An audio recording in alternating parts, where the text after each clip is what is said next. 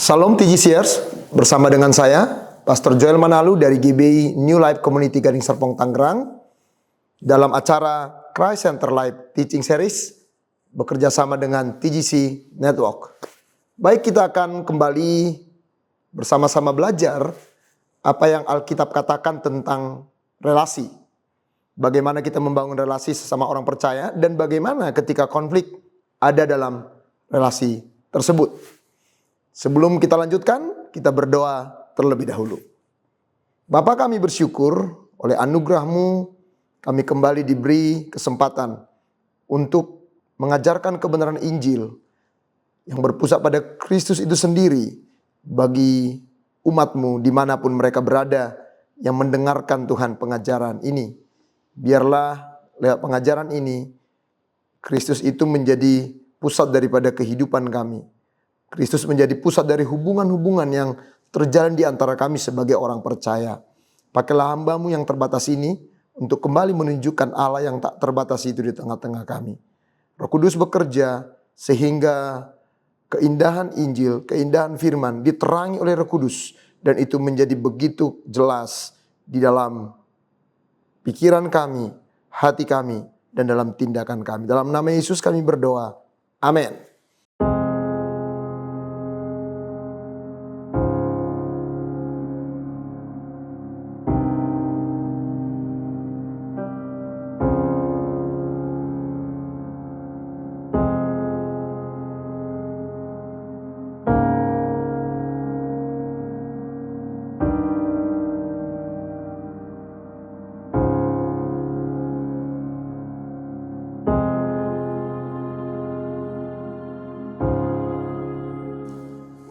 TGCers yang dikasihi Tuhan, hari ini kita akan kembali melanjutkan pengajaran kita, bagaimana kita bisa melihat Injil dalam relasi.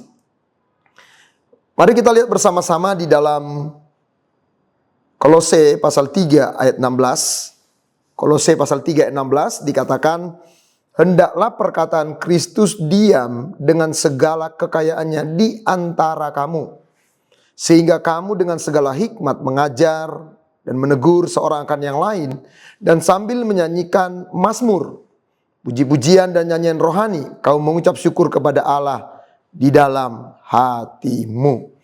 Nah, TGCers, sebagaimana kita tahu bahwa sebagai orang percaya, maka relasi atau kebersamaan merupakan hal yang sangat penting. Bahkan ini bisa dikatakan menjadi ciri khas dari kekristenan. Itulah sebabnya kekristenan itu disebut sebagai keluarga rohani, disebut juga sebagai kawanan domba, yang berarti bahwa kita tidak dapat berjalan menghidupi iman kita seorang diri.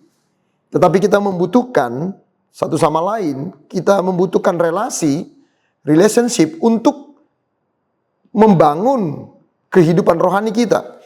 Untuk kita berjalan bersama-sama seperti apa yang Tuhan rancangkan. Dalam kitab Kejadian dikatakan tidak baik manusia itu seorang diri. Jadi jelas sekali bahwa Tuhan memang tidak mau kita sendiri. Pengkhotbah 4 ayat 10 dikatakan kalau yang seorang jatuh, yang lain dapat menolongnya. Tetapi kalau seorang jatuh padahal ia sendiri, celakalah ia, karena tidak ada yang dapat menolongnya. Pengkhotbah 4 ayat 12, dua orang yang berpergian bersama dapat menangkis serangan, tapi orang yang sendirian mudah dikalahkan. Tiga utas tali yang dijalin menjadi satu, sulit diputuskan.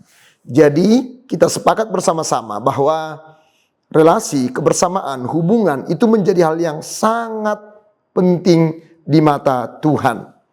Nah, sebagai komunitas orang percaya, komunitas gereja ya di dalam Kristus, sangat wajar jika kita mewujudkan kesatuan ini tentunya di dalam berbagai aktivitas. Walaupun perlu digarisbawahi bahwa kebersamaan kita di dalam gereja, di dalam kekristenan orang percaya, bukan sekedar kebersamaan dalam kegiatan.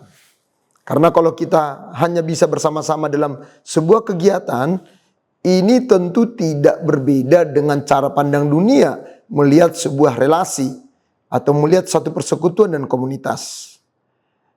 Bahwa tentu sejatinya setiap orang membutuhkan yang namanya komunitas, ya, membutuhkan yang namanya relasi. Tetapi kalau kita lihat dalam perkumpulan-perkumpulan di luar gereja, yang menyatukan mereka hanyalah kesamaan kepentingan. Mungkin kesamaan hobi begitu ya. Kadang-kadang yang sama-sama hobi dengan ya burung, mereka bisa berkumpul bersama. Ada yang hobi karena satu PAM atau satu marga, mereka berkumpul bersama. Ya, ada yang hobi karena mereka suka motor, mereka berkumpul bersama. Tetapi ini tentu sesuatu yang sangat rentan, ya. Karena biasanya setiap relasi atau hubungan itu dibangun, itu pasti mengalami yang namanya konflik. Pasti mengalami yang namanya ketidakcocokan. Karena itulah membangun sebuah relasi yang baik dan benar, itu bukanlah hal yang gampang. Tentu kita harus bertanya kepada hati kita, apa sih dasar gereja atau sesama orang percaya membangun sebuah relasi?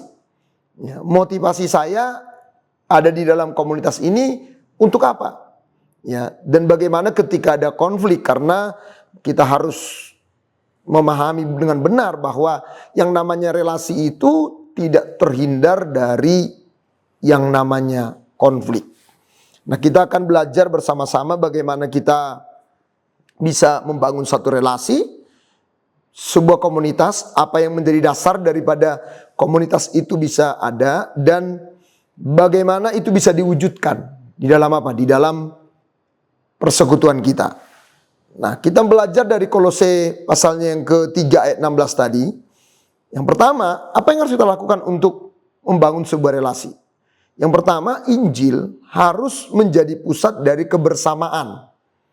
Ayat 16a dikatakan, hendaklah perkataan Kristus, ya, diam dengan segala kekayaannya di antara kamu.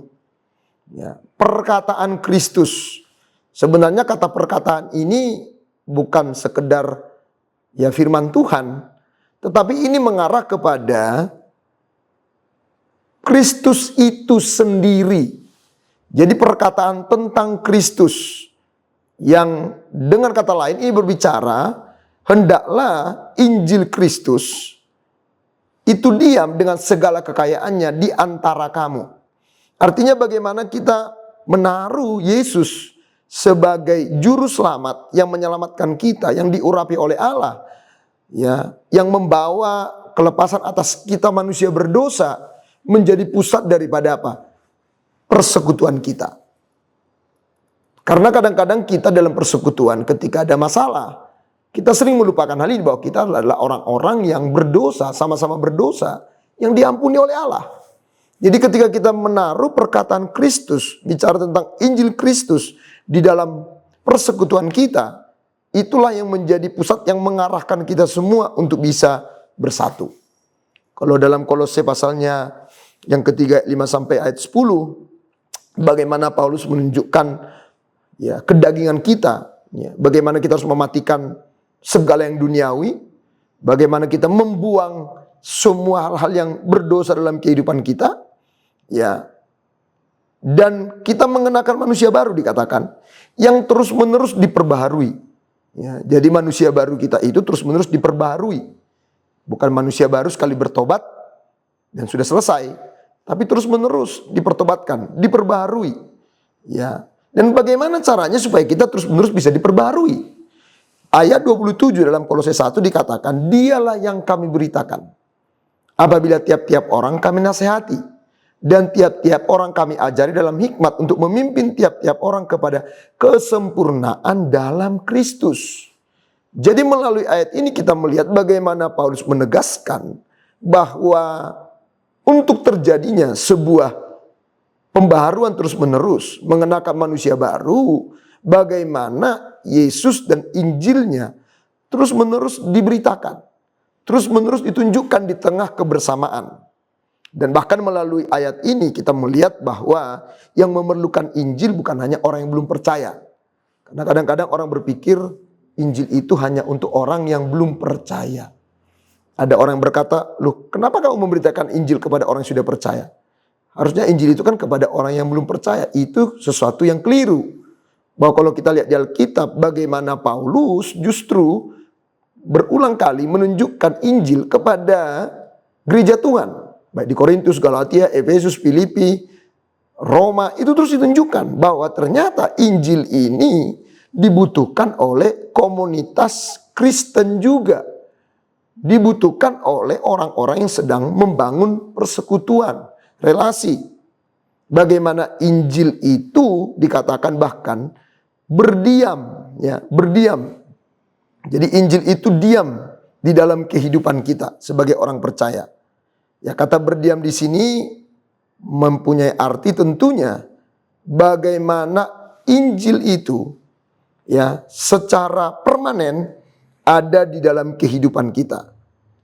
Jadi perkataan Kristus ataupun Injil itu bukan hanya didengar, dibaca atau sekedar pengetahuan untuk diketahui, namun ditekankan bahwa Injil itu, kebenaran Kristus dengan segala kekayaannya harus benar-benar tinggal dan menetap di dalam hati setiap orang percaya.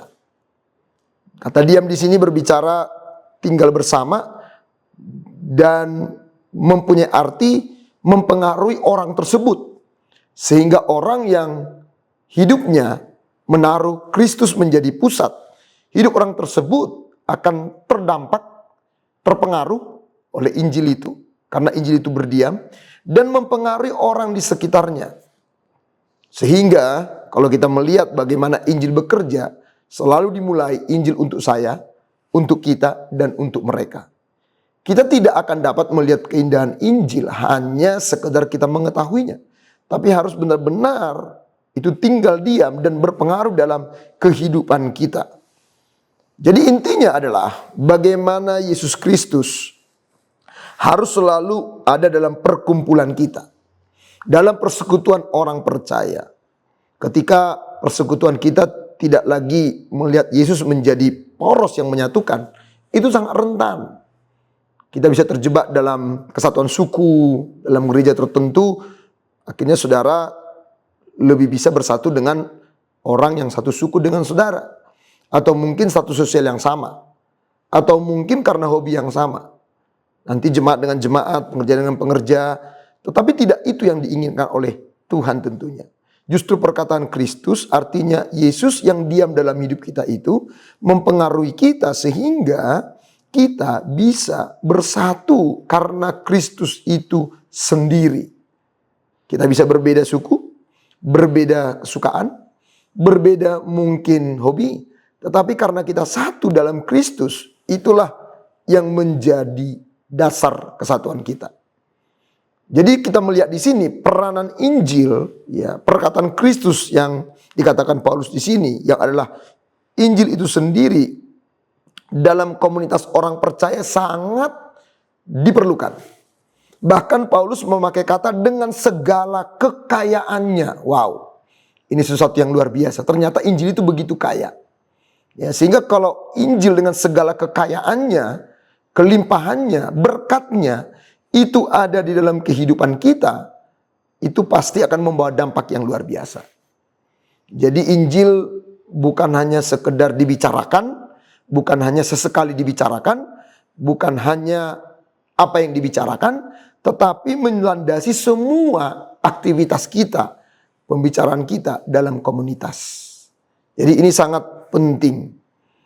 Kelimpahan Injil itu sangat dibutuhkan dalam apa? Relasi kita, dalam persekutuan kita.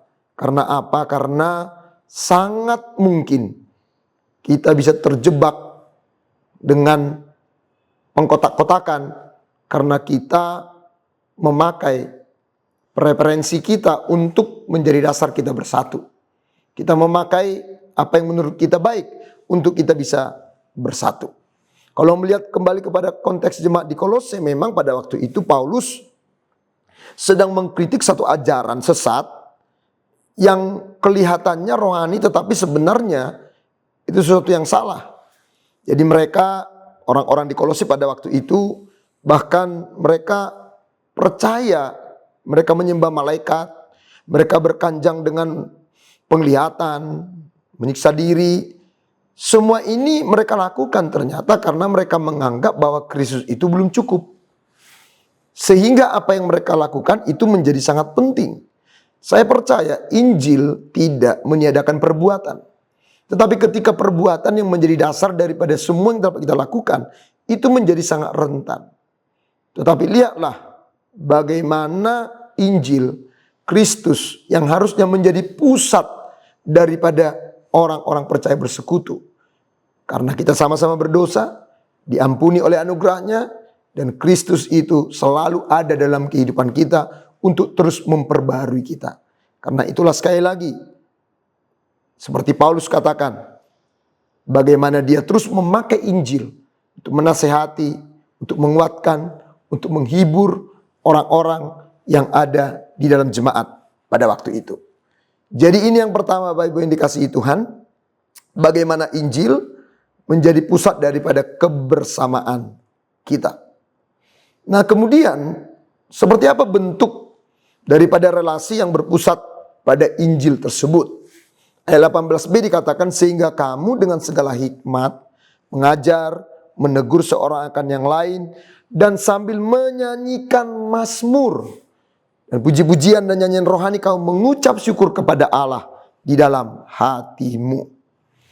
Nah Bapak Ibu yang dikasihi Tuhan, kita dipanggil, kita tidak hanya dipanggil untuk menikmati anugerah keselamatan melalui Yesus Kristus, melainkan kita juga dipanggil untuk menjadi penyalur anugerah tersebut. Jadi saudara bukan cuma penikmat anugerah, tetapi menyalurkan anugerah itu di mana hidup saudara menjadi berkat. Ya, dikatakan dalam pembacaan kita tadi, mengajar, menegur satu sama lain, ya, menyanyikan mazmur, pujian, dan nyanyian rohani dengan mengucap syukur dalam hatimu kepada Allah. Jadi dua hal yang merupakan bentuk atau ekspresi dari komunitas yang selalu meletakkan Injil sebagai pusat. Ya, dari ayat 16b ini katakan di sana mengajar dan menegur, itu yang pertama. Satu sama lain dengan hikmat. Ya, jadi mengajar dan menegur ini hal yang harusnya ada di komunitas orang percaya. Ya, ini seperti dua mata sisi ya, dua sisi mata uang ya. Dua sisi dari mata uang yang sama. Yang satu menyatakan kebenaran, yang satu memberi peringatan atau teguran. Ya. Supaya apa? Supaya kita tidak jauh dari kebenaran. Ya, jadi ajaran dan teguran itu sama-sama anugerah dari Tuhan. Ya. Tapi banyak orang yang mau diajar tapi nggak mau ditegur. Nah, itu persoalannya. Dalam komunitas itu seolah-olah kalau ditegur itu sesuatu yang salah. Ya, sesuatu yang negatif. Padahal ajaran diperlukan untuk menyampaikan kebenaran, tapi teguran juga dibutuhkan untuk kita apa? Bertobat ketika kita ternyata menjauhi kebenaran. Jadi ini hal yang penting kita perhatikan. Memang di dalam menyampaikan teguran atau ajaran tidak boleh asal menyatakannya ya. Apa yang kita katakan tentu sama penting juga dengan bagaimana kita mengatakannya. Ya, jadi bukan cuma menyampaikan sesuatu, tapi bagaimana cara kita menyampaikan. Itu sangat penting, makanya Paulus memakai kata dengan segala hikmat. Karena ada juga orang yang menegur nggak berhikmat ya, sehingga melukai, merusak komunitas. Ya. Tapi Paulus menekankan di sini bagaimana ajaran dan teguran yang berhikmat itu selalu memperhatikan situasi orang yang diajak bicara. Jadi perkataan yang tepat dengan motivasi yang baik juga ya, cara yang tepat itu menjadi sangat penting. Karena kadang-kadang bukan orang yang nggak mau dengar teguran, tapi bisa saja cara kita menegur yang ternyata perlu dikoreksi. Ya, bahkan dikatakan menyanyikan lagu rohani dengan ucapan syukur. Ya. Dan kita bisa melihat dalam persekutuan kita memang sebagai orang percaya. Ya, puji-pujian itu merupakan hal yang sangat penting. Ya, dalam ibadah kekristenan, pujian itu menjadi hal yang sangat penting. Ya, dalam semua ibadah kita itu selalu ada pujian. Itu tandanya orang Kristen memang dikenal sebagai orang yang suka memuji Tuhan. Ya. Nah, sebenarnya apapun jenis lagunya ya, yang penting, yang paling penting itu adalah bagaimana lagu-lagu itu sebenarnya menyampaikan pesan-pesan Injil yang kuat. Ya. Jadi lagu-lagu yang disampaikan itu adalah lagu-lagu yang mengandung ajaran dan teguran bagi umat dan terus berfokus pada penebusan Kristus yang sempurna. Jadi bukan jenis musiknya, bukan jenis lagunya, tapi apakah lagu itu menyampaikan pesan Injil yang berpusat pada Kristus. Karena banyak orang sekarang kalau nyanyi itu berpikirnya lagunya enak ya. Kadang-kadang lagunya enak buat dirinya sendiri, tapi apakah di sana mengajarkan untuk melihat kita kepada keindahan salib dan Yesus dan Kristus? Itu juga perlu diperhatikan. Makanya di gereja lokal di mana saya menggembalakan, saya suka sharing dengan ya para pemimpin pujian itu supaya mereka bukan cuma memilih lagu yang enak didengar, syairnya bagus.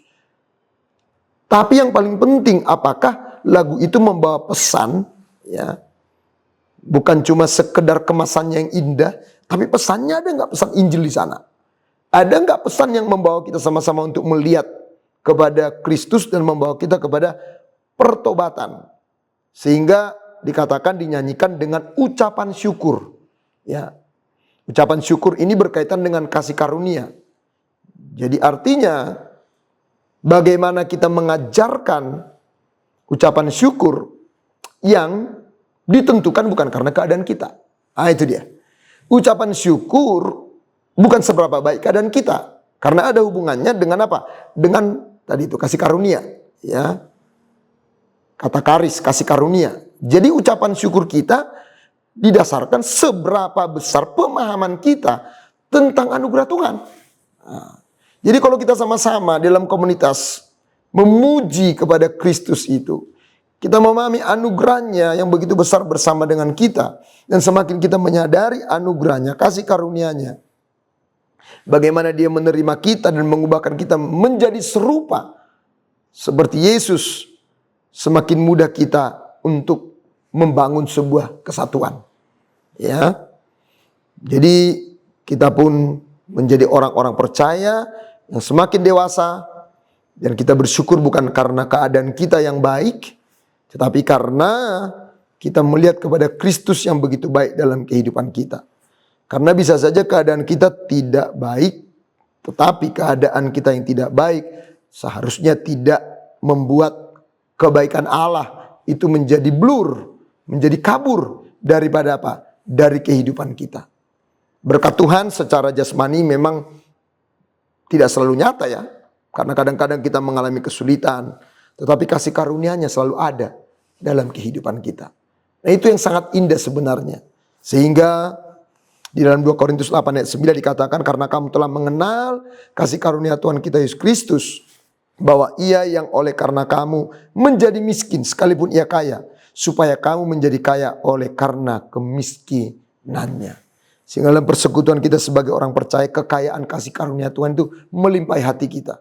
Karena bisa saja kita mengharapkan dalam persekutuan diperhatikan, tapi bisa saja orang lalai memperhatikan saudara, tapi saudara tidak akan menjadi putus asa, tidak akan menjadi menyerah dengan relasi ataupun komunitas gereja, karena kekayaan kasih karunia Tuhan itu melimpah dalam hidup saudara. Jadi setiap orang datang bukan untuk mengharapkan satu sama lain, tetapi untuk membangun satu sama lain. Karena kita sama-sama sudah menerima kelimpahan anugerah dari kasih karunia Tuhan tersebut.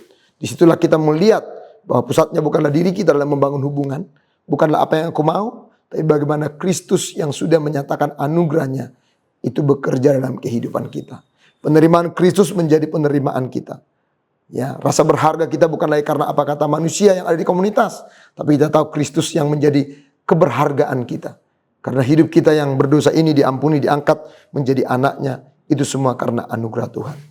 Jadi Bapak Ibu yang dikasihi Tuhan, TGCers yang dikasihi Tuhan, kita perlu bertobat ya dalam membangun relasi yang dasarnya bukan berpusat pada Kristus.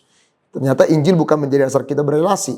Jadi kita datang berelasi karena kita mengharapkan sesuatu dan kita jadi kecewa.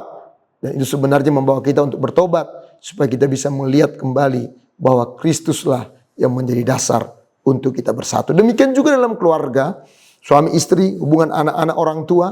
Kalau kita menjadikan Yesus menjadi dasar kita bersatu, keadaan dari pasangan yang tidak baik, sekali lagi tidak mengaburkan kebaikan Tuhan di dalam apa? Di dalam kehidupan kita.